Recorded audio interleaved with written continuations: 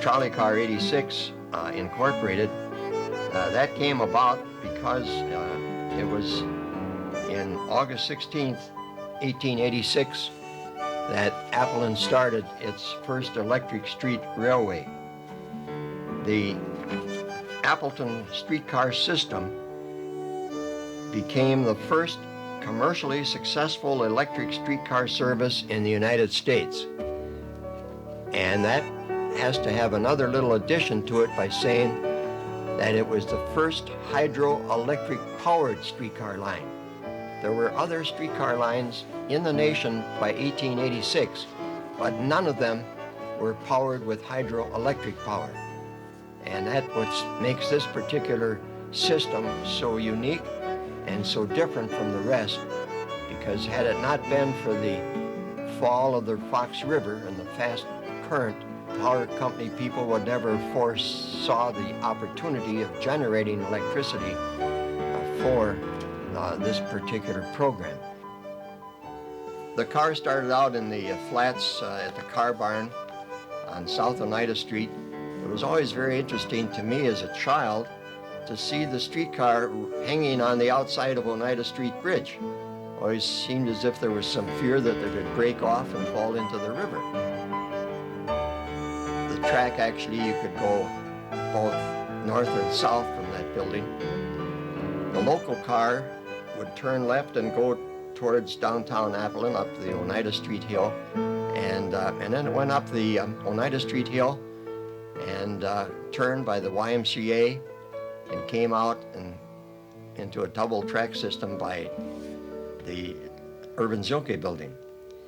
Now the local car was able to turn right and to get on the College Avenue, and let's assume then it went down College Avenue to Rankin, north on Rankin to Pacific, and east on Pacific over the Pacific Street Bridge to the Riverside Cemetery.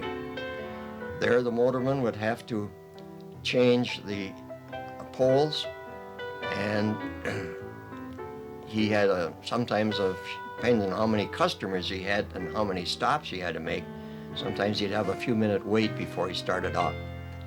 On the local car, the motorman, he was everything. He ran the car, he was cashier, he did the whole bit.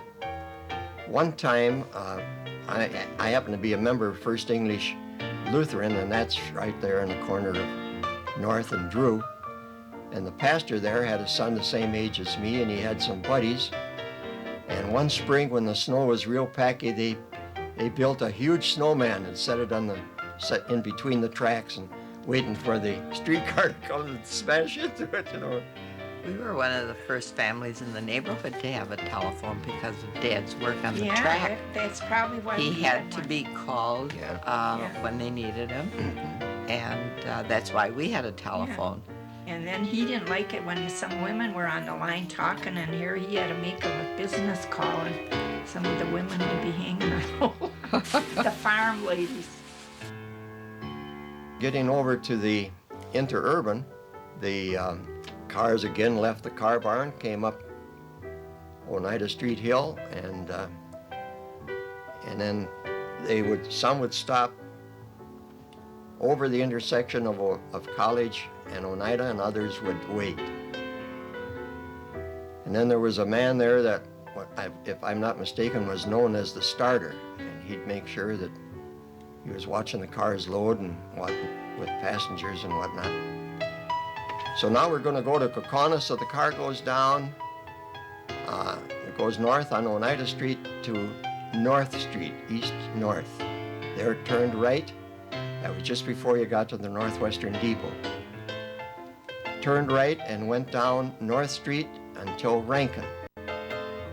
From Rankin to Pacific, the local car and the interurban car used the same track, but their time schedule was such that they didn't interfere with one another because it was just a one-track system there.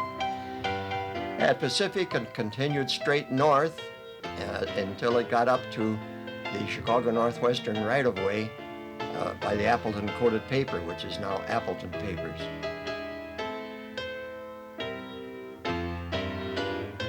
Then he would return back down to Rankin, north or south to College, and then up to Oneida Street, where there was a double track system, and they were meeting another car coming from the west.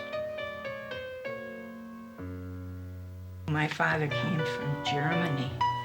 He was 3 years old, and then he got a little older. He went down to Milwaukee and started on the streetcars, all whatever he could do down there. And met my mother, got married, and then he was driving city streetcars in different times, you know. And then he finally was sent to the interurbans. Then they proceeded up College Avenue to State Street, and there they turned left, where Morton Pharmacy is now. It used to be Appleton Pharmacy, used to be Schlintz Brothers Pharmacy way back.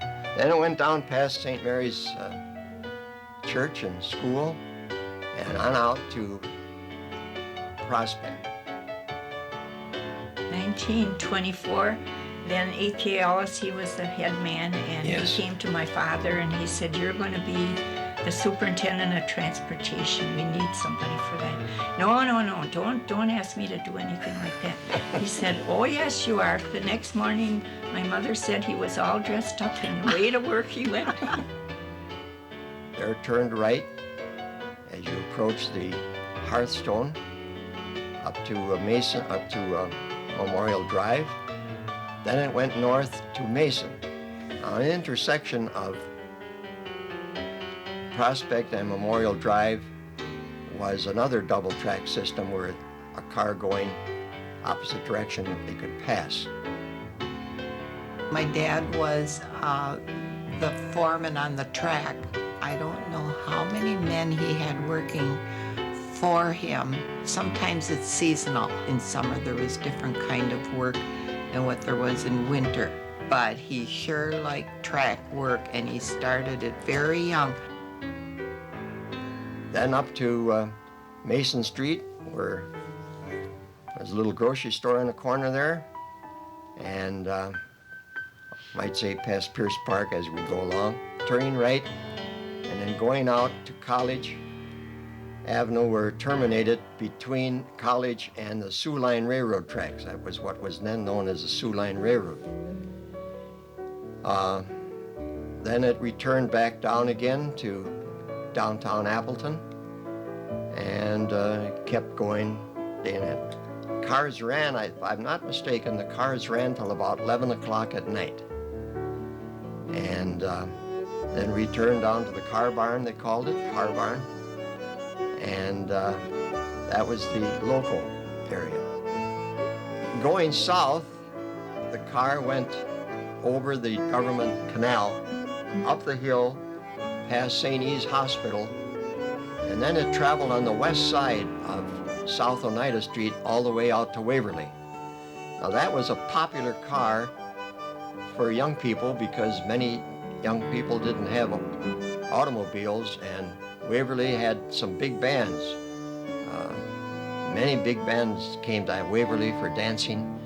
Then they had the Jackrabbit. She's got a picture showing here of the Jackrabbit. And it was a great place for entertainment on Sunday afternoon. And then I think on Wednesday night they'd have dances out there. So the car was a great means of transportation to transport people that wanted to dance. Out at Waverly, where Highway 114 comes in, their car turned right and went into Menasha, down the main street of Menasha, and proceeded on into Neenah. In downtown Neenah, it turned left and stopped approximately where the Valley Inn is located. And that is about where the Oshkosh car came to Neenah, and the transportation company that ran the Oshkosh car, they also had a line that ran from Oshkosh to Omro and back. And then the Oshkosh car went south of Oshkosh a ways and met up with a Fond du Lac car, and the Fond du Lac car then went south of Fond du Lac quite a ways. It might have hooked up with a line out of Milwaukee, but I believe that it was almost possible to travel from Green Bay to Milwaukee by a streetcar, but you had to change companies several times, changing cars.